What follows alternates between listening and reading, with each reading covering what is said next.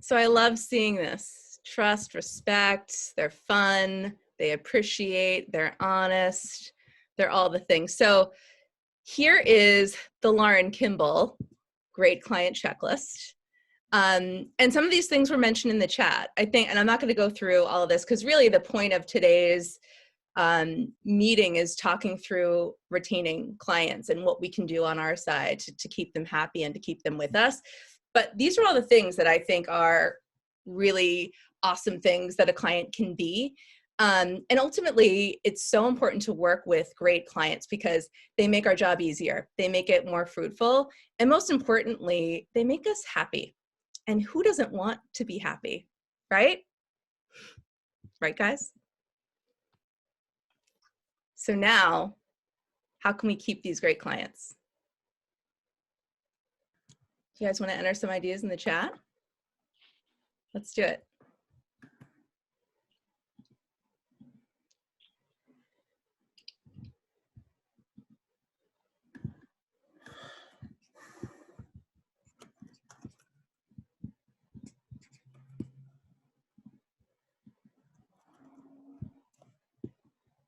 I now can't see the chat, but I'm sure a lot of what you wrote is really great, guys. Yours is spot on. Thanks, Carissa. Can you guys just read what you wrote really quick? Because I don't know where my chat went. Oh, I see it. Here it is. Yep, donuts. Great. Love it. So before I jump into how we can keep them, and Fred, I feel like I should have you put earmuffs on. I'm going to tell you a really ugly truth about our industry. And it's such a true thing, and a lot of you will shake your heads, but nearly all of our current clients at CTP will eventually disappear. That is an ugly truth about our industry. It's sad, but true. So how do we keep these clients? So many agencies think that it's all about the work. That's how you keep clients. But what do you guys think is the #1 reason that clients leave an agency? And again, throw in the chat or feel free to shout it out. Why do clients leave agencies? Relationships, mistrust. Oh, Fred said the relationship. Nikki said doesn't have a good relationship. Anne said poor relationship. It's a failing one. So here is what I know to be 100% true. No amount of great agency work can overcome bad service and a lack of trust. And ultimately, you guys are right, that all folds into a really, really strong relationship. So one thing that I've learned is ultimately we all need to recognize that we are not in the marketing communications business. We are in the relationship business, and it's so, so true. It is all about people and relationships where trust is always at the core, and that should always be at the goal of everything that we do. So one thing that Nikki touched on in her presentation was an idea about empathy and how important that is. It's such an important attribute for any person managing a piece of business, especially. I would say sometimes people confuse empathy and sympathy. And so I wanted to play this. It's only a 2-minute video, and fingers crossed the Zoom gods let you guys hear it.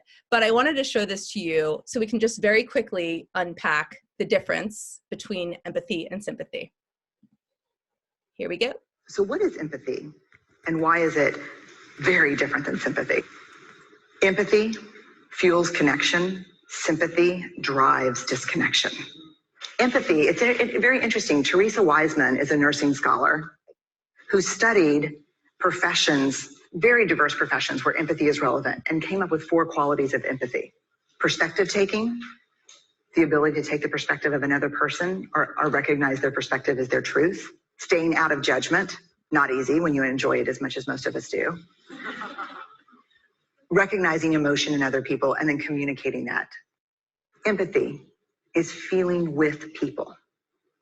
And to me, I always think of empathy as this kind of sacred space when someone's kind of in a deep hole and they shout out from the bottom and they say, I'm stuck, it's dark, I'm overwhelmed. And then we look and we say, hey, you climb down. I know what it's like down here, and you're not alone.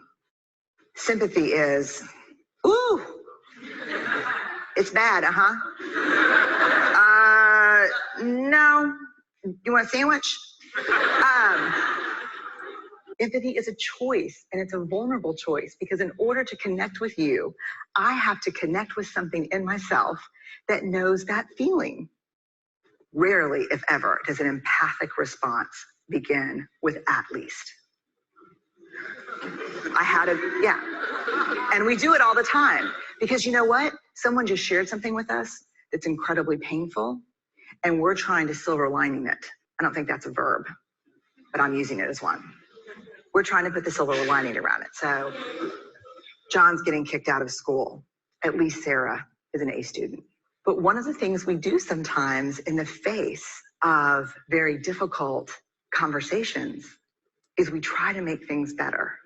If I share something with you that's very difficult, I'd rather you say, I don't even know what to say right now. I'm just so glad you told me. Because the truth is, rarely can a response make something better. What makes something better is connection. So I absolutely love that video. I think it does such a great job.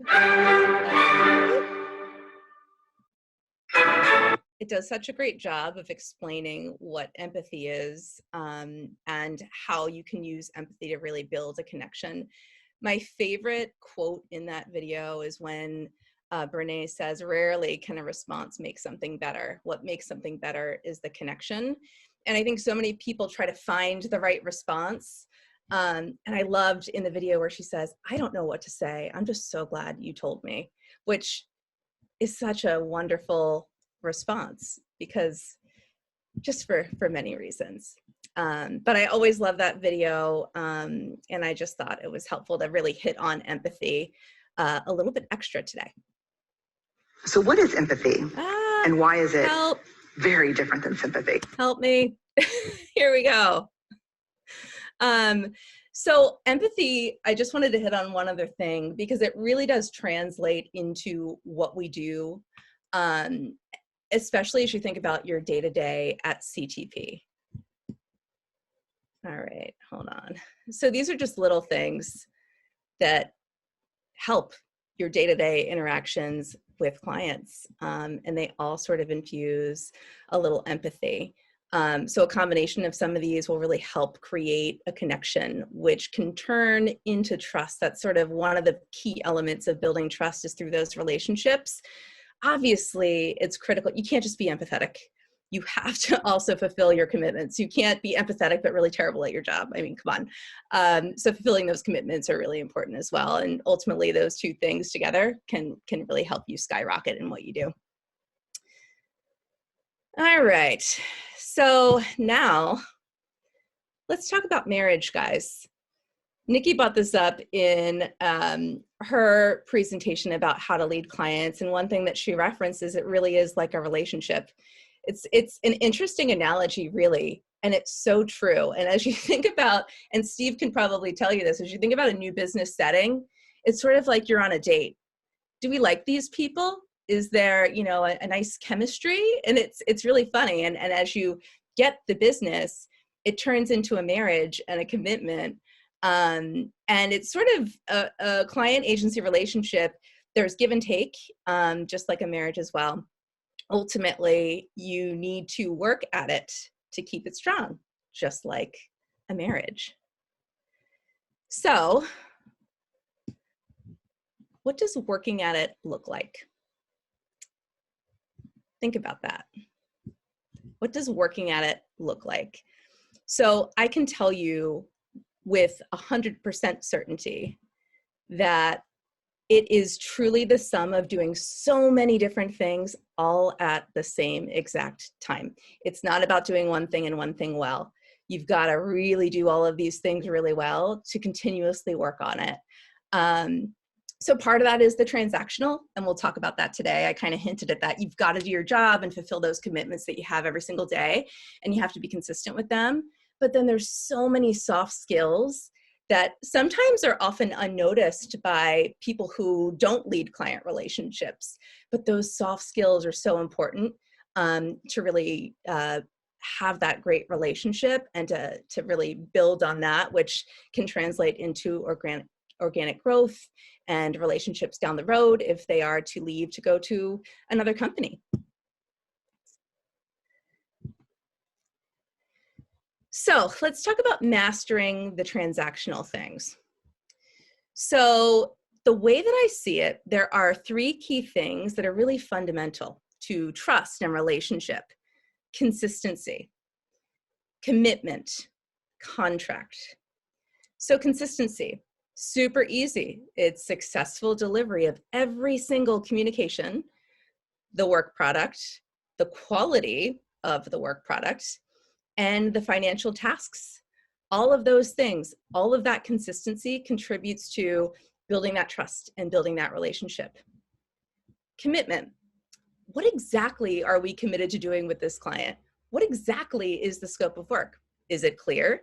Does the client have the same exact understanding that the agency has about what we're expected to deliver on and the timing around that?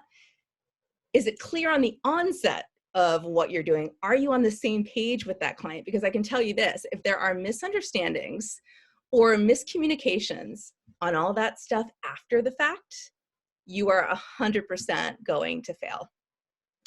And I'm talking about pricing, parameters, rounds of revisions, all of the things that we are supposed to be doing need to be super clear upfront. One of the things that I do out the gate is if we were to win a piece of business, the first thing I do is I meet with the day-to-day and the person who oversees the day-to-day.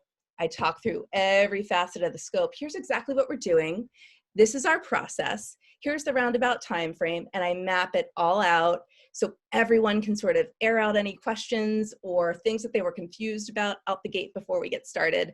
It's really, really important. 9 times out of 10, they don't have the clarity. And that meeting is to kind of create that clarity, and it gives you a really solid foundation to build on.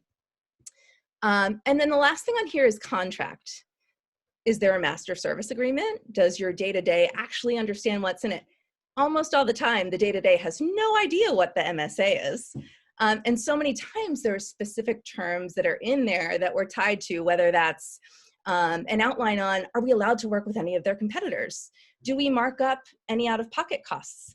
Are there late fees? What are the payment terms? All of those things, it's important that your client has a good sense of what they are. I will tell you the root cause of any relationship breakdown. It's so true. It could be one of these things that just isn't right. And this is the foundational stuff that we have to get right. It's all that transactional stuff. It's why they hired us. So that's super important. Anyone have any questions on this slide? All right. Let's talk about the next transactional thing. Clearly explain agency timing and process. I will tell you, I picked this image specifically because so many clients literally think agency resources are standing right against the wall, just waiting for that email to come through. We're not doing anything, and we're just twiddling our thumbs until you tell us that we need to do something. That's their mindset. And so when you talk to them about timing, they typically have no idea. Why on earth do you need 2 weeks for concepting? Can't you guys just take a few days to do that? And the fact of the matter is, they're not our only client, number one, but number two, great ideas come by being able to kind of contribute some time and have the time to let ideas percolate, to be super strategic and thoughtful and all those great things. But they also need to understand the way that our process works. And so it's really important to walk them through it. Sometimes we have clients, Eastern's the perfect example, and Nikki can attest to this, the TV process, we have been down this road every single year, multiple productions, and the client still doesn't really understand the process of why is there 3 weeks of post-production? It's like, well, we got to do X, Y, and Z. And it's just, it's really important to sort of educate them along the way. Clients are constantly frustrated by how long agencies take to get work done. And it's truly because they don't understand our process, but they don't understand how many other clients we have, how many other priorities do we have. But also, and we want to make our clients feel like they're our top client and our only client, and that's our job to do that. But sometimes, we can't whip out new campaign ideas in a day, and it's important to just kind of take a moment to explain it. So this next one isn't necessarily transactional, but I put it in this section as you think about fulfilling our contract, because fulfilling the contract sometimes means we're creating, for the 100th time, what feels like a new brand campaign for Eastern. And that's a part of our contract, and that's a part of our commitment. But client strategy can sometimes be limiting, and I think everyone on this call can attest to that. So for me, it's so important to try to figure out ways to occasionally throw out a creative grenade. It shows that we're adding value. It shows that we're not complacent. It shows that we're always trying to think about their business. And it doesn't have to be a creative concept necessarily. It could be a program idea, a really great idea to build content. It could be anything. But it's a great way to show that we're always thinking, that we're always trying to keep things fresh, and that we're not the agency that only presents safe ideas. So definitely an important thing to figure out when to do that creative grenade. So now let's talk about the soft skills. It's all about the relationships. So this is my favorite slide because at an agency, people tend to think, oh, well, relationships are just for that person who's the point of contact. At an agency, relationship building is literally a part of everyone's job, from Fred Conover all the way down to the person sitting at the front desk. So say there's a client in the kitchen, pretend we're at CTP again. There's a client in the kitchen and they're making coffee, and the lovely Isabella walks into the kitchen and she's making a coffee too. She's just exchanging pleasantries and helping point out where the sugar is and all those things. That's awesome. That is a client interaction of someone at the agency. Say we're all assembling into a meeting. It's so important that the creatives sitting there are also engaging and creating conversations and being fun and light and creating those moments where they get to know the client a little bit. So including my favorite, which is Mark Bappy and all of his dad jokes. But clients love that stuff. It's just so important for everyone to realize that even if it's not in your job description, creating that relationship is everyone's job. This is my favorite photo. Hey. Hi. So let's talk about relationships more, because it's all about relationships. Creating a personal relationship is so important. And truly, when you have those personal relationships, it helps you get out of trouble. And what I mean by that is, say we screwed up a little bit, because we're only human. We're going to screw up. If you have a personal relationship with the client, it's going to be okay. And they're going to say, you know what?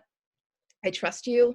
You guys messed up a little bit. I know you're going to get it right. It's fine.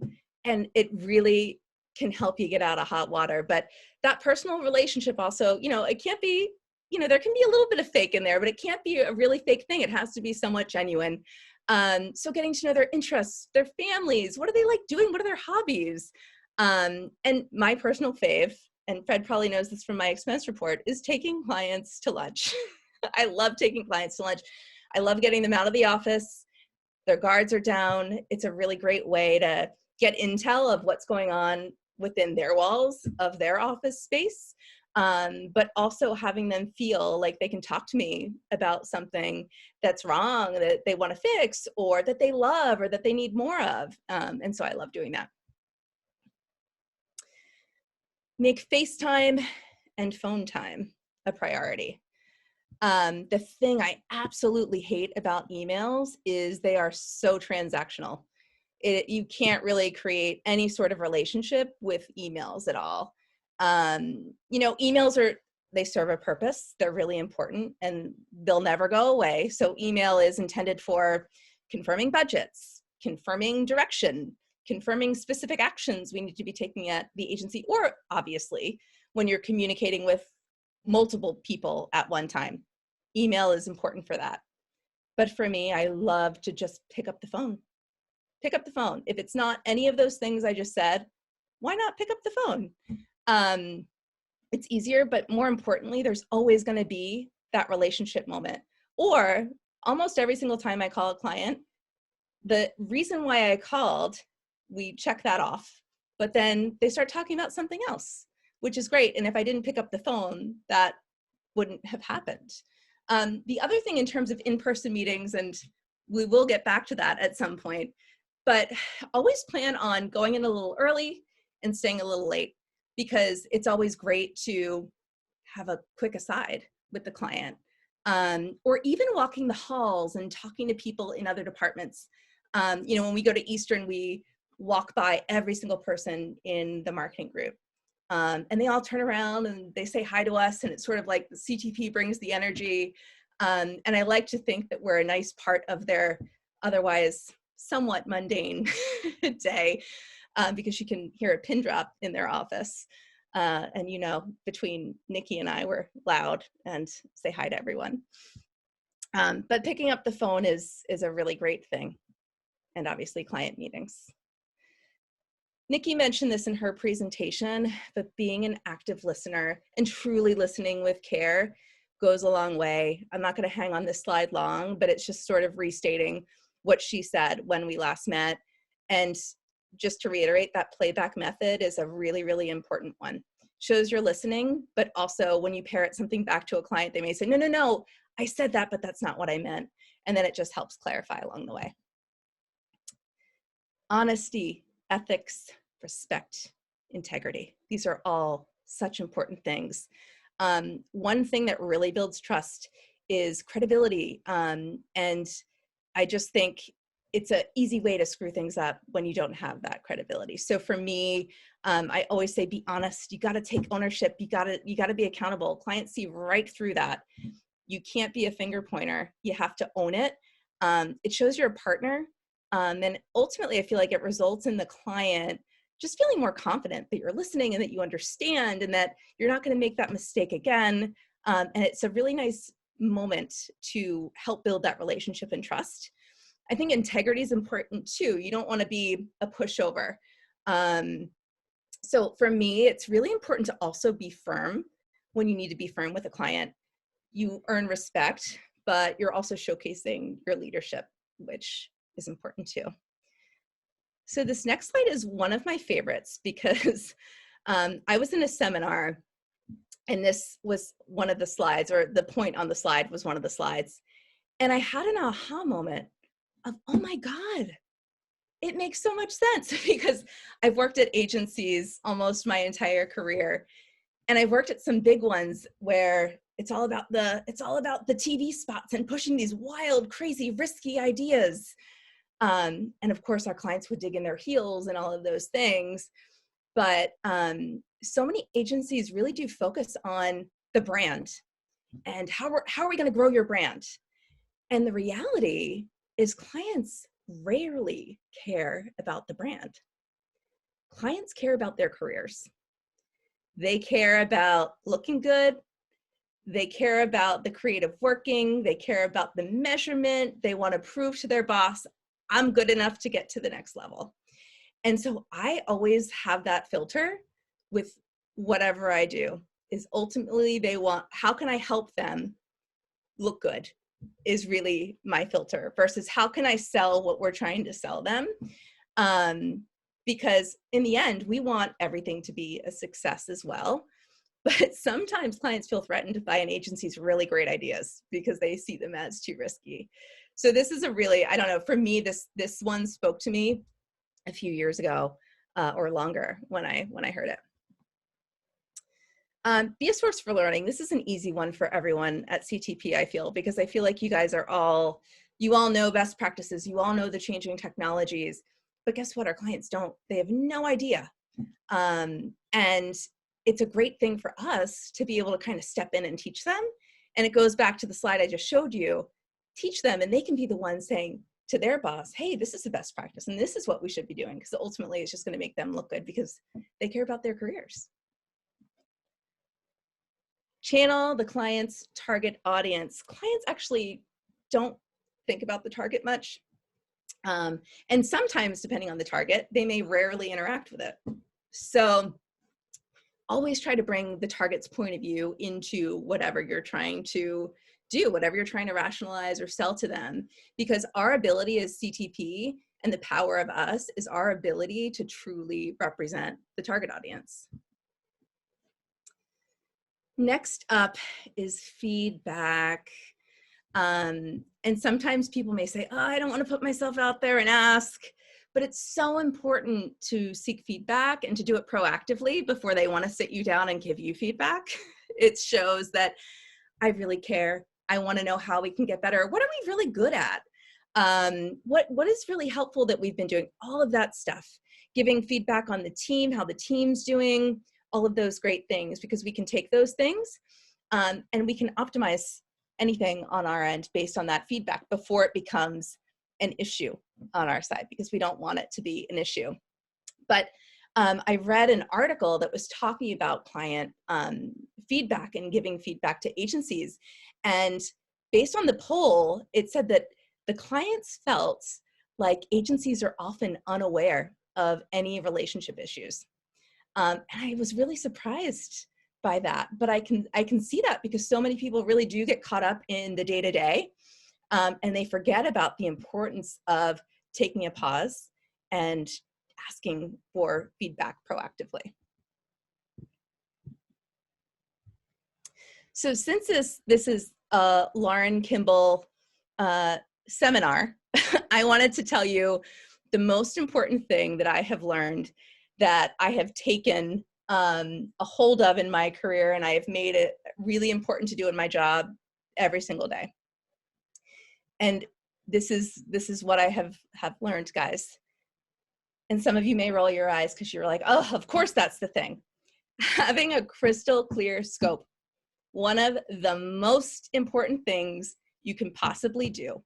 Because in the end, if you don't, it's going to screw up your relationship. In the end, if you don't set those crystal clear expectations, it's going to hurt your relationship.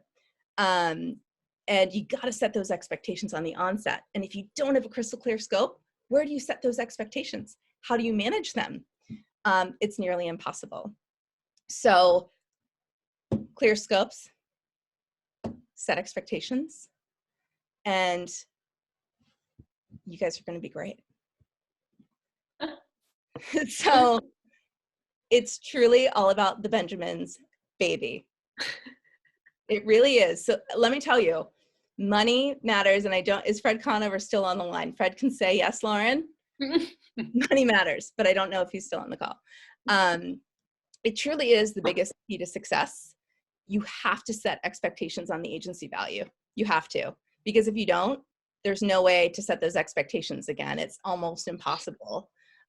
So it's important. You got to balance the agency value. You also have to know enough to not nickel and dime. So you got to figure out the in-between, and you got to really master it. This is a true stat, that more agency client relationships become unstable over money than any other reason. And I've seen it happen. So being proactive, making sure that the scope is not a mystery and that your client understands it just as much as you do, are super important.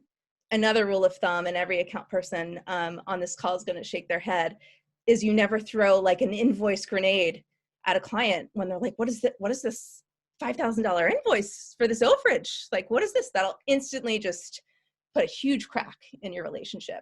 So you got to monitor everything, and you got to know enough of when to pause and when to bring your client in to say, hey, listen, like, we're way over budget at this point. We're still going to continue to do it, but if something else happens, I do have to charge you. And we'll talk about what that looks like, but at least plant the seed, because you can't do it after the fact. And so that's why I tell people, if you're not managing your budget and you find out you're $20,000 over a month later, you're $20,000 over. You can't go back to the client. You're going to make us all look bad in the end, but especially yourself. And you don't want to do that. The other point that I wanted to make on this slide is never lowball pricing. There's no such thing as a discount, fellas and ladies, without a retail price. Is that right? What's the retail price? Now what's the discount? So I'm a huge fan of show the client what it really costs. And if we want to discount it and give a little agency investment, let's do it, but let's get credit for it. What it does is it allows you, one, to say, hey, look, we've got skin in the game here. How great is that? We look great. But also it gives you the opportunity to get back to that pricing level, if you want to get back to that pricing level. If you lowball pricing and the client has no idea, you're never getting out of that cycle. You're just not. And so make it a point to always know, guys, it's all about the Benjamins. Hey, Lauren, Yeah. can I add one thought to that? Yes. I clearly that this is an important slide. It's all about the Benjamins, baby. But if we do everything right and everything that you've talked about leading up to this slide, the Benjamins will follow. It's when you don't do things right and then you're really worrying about the money. Yeah. You don't need to chase the money as long as we all do what we do right. The money will come, and the client will feel good about paying you because they will feel like they got value and they were treated honestly and there were no surprises. So I don't think you can have everything that you've talked about up until now and then have sort of a bad money issue. Because if you've been honest with them all the way, then there really shouldn't be any money issues. Correct. Don't chase the money. So great clients and how to keep them. That was Lauren Kimball's 39-minute seminar. Any questions? Any thoughts? Anything I missed? Because I'm sure there's many other slides we could put in this deck. Don't be so shy.